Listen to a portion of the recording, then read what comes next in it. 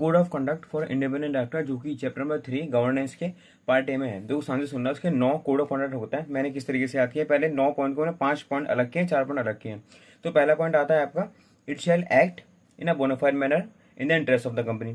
Second आता है आपका, ये बोनाफाइड एक्ट करा, इट मीन्स क्या है, इसका मतलब ये है कि it shall not abuse the position which is detrimental to the interest of the company.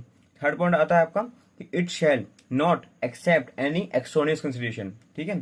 चौथा पॉइंट आता है आपका कि it shell restrain from doing an act which leads to the loss of his independence.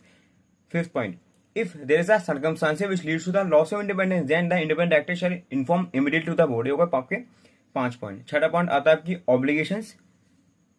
छठे point में हम बात करते हैं कि ये क्या करेगा, अपनी ऑब्लिगेशन लिखेगा डिसीजन मेकिंग करने में। इसकी 2 ऑब्लिगेशन होती है, असिस्ट करता है कंपनी को इम्प्लीमेंट कॉर्पोरेट गवर्नेंस प्रैक्टिस। फिर आता है आपका प्रैक्टिस करेगा, उसके बाद ड्यूटी अपनी एक्सरसाइज करेगा अच्छी तरीके से।